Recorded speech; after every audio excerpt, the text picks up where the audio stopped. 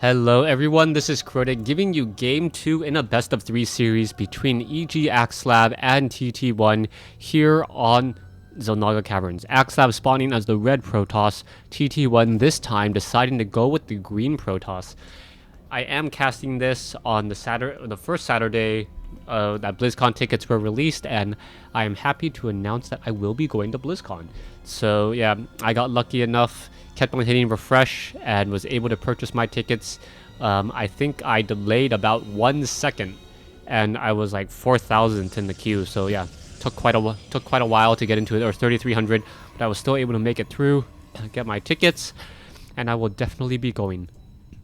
We already see Axslav now making his way down with the probe. Axslav is currently behind 1-0 in this best of 3 series. So TT1 trying to put the final nail in the coffin, trying to stop a game 3 from happening. Axslav trying to force a game 3, and we'll see what happens here. This is Protoss mirror match, patch 1.1 or 1.3.3. So the timings are a little bit different. You can also see that the radius on the pylon has been reduced as well. Now, taking a look at the builds this time, Axslav not going for a quicker gateway as we saw last time, as that probe now wanders in and make sure that there was absolutely no chance of a proxy pylon up here. You can see him now wandering around TT1, going to get delayed and looking for that and scouting out his opponent to figure out what exactly he is going. But there's pretty much nothing that he can really go for that would come off as a surprise at this point. Assimilator currently coming online, gateway still warping in, a second pylon coming in most likely from both players. Yeah, gonna be placing a pylon over here in just a moment. Wait a second, no, TT1 is delaying the pylon for a faster cybernetics core. And with that, that means that actually, no, where is that other pylon? No, the pylon's over here. Okay, I am so blind sometimes. Anyways, there we go. Cybernetics core, both players getting that up and running at pretty much the same exact moment there. Only 1 or 2 second difference as the Protoss versus Protoss mirror match does come down to a lot of 3-gate with the robotics facility now.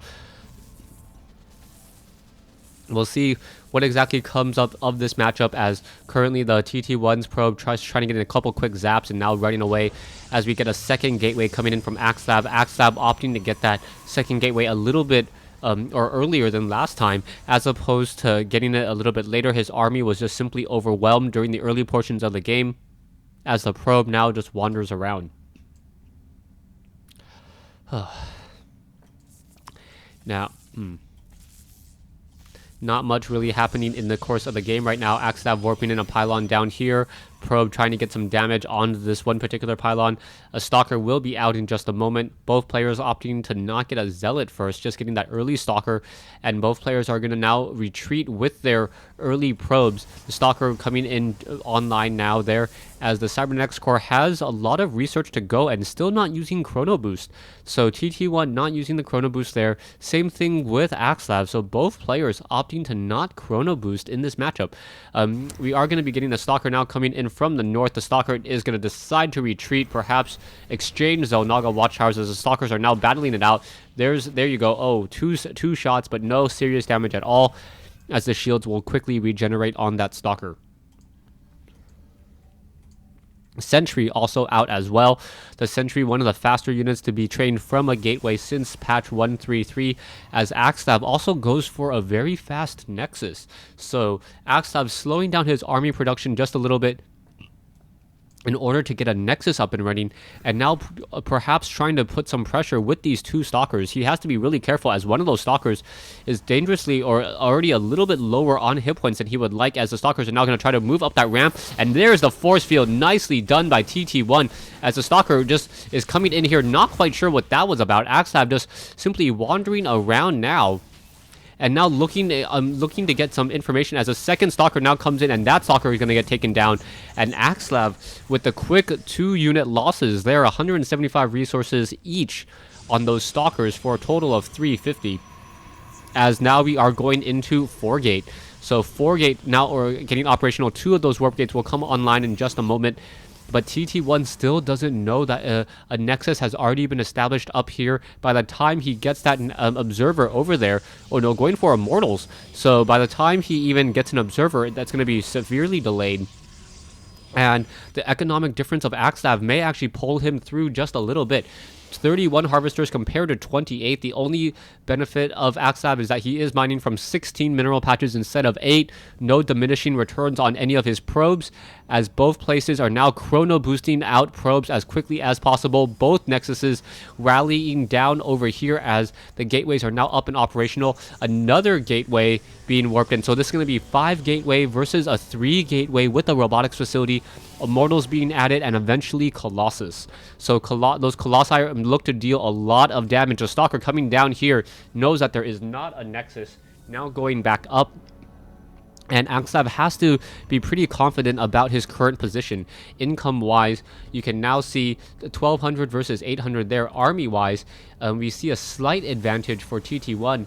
Only 200 mineral difference there, but that's nothing that 5 gateways cannot quickly recover from, as Axslav now getting a very strong economy. As long as he keeps up with his pylon production and doesn't remain supply locked for too long, he should be fine.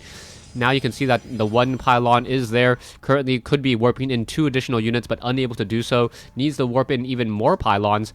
And yeah, he needs to, Axslav really needs to be careful about this. We are getting a proxy pylon here by TT1, but Axslav just looking very careful to make sure that his opponent does not have an expansion. And yeah, that is going to be the difference in the upcoming battle. The Colossus now making its way out, Stalkers and 2 Immortals. And that is going to deal a lot of damage to this very Stalker-centric army. The Stalker now running back already, trying to get away. This Stalker going to run back as the probe now coming in from the far side doesn't know about the expansion. And this is going to become a very aggressive push already. 2 additional pylons coming online. More units need to be warping in. The chrono boost on all of the warp gates to quickly shut down the cooldown, as the Stalkers are going to quickly take down that probe there. And now, the Stalkers and the Colossus are going to engage, take down a Stalker as it warps in. And now in comes the battle. There is that Sentry Guardian Shield trying to come online. Probes coming in as well, as Stalkers warping in from behind. Both sides dealing a lot of damage. More probes need to come off. Axslav is in a bit of trouble, but he does focus down that Colossus first, focusing down other Stalkers as well. The Immortals not focusing onto the Stalkers, so that is going to be a bit of a problem there, as those Immortals were focusing on Zealots for so long that they were not utilizing their bonus against armor damage. And it's a little bit of micro like that, which is how Axslav is actually coming out on top in this battle. Zealots now coming in, but that is not going to work out all too well, and TT1 gives the early GG. So a very fast GG there.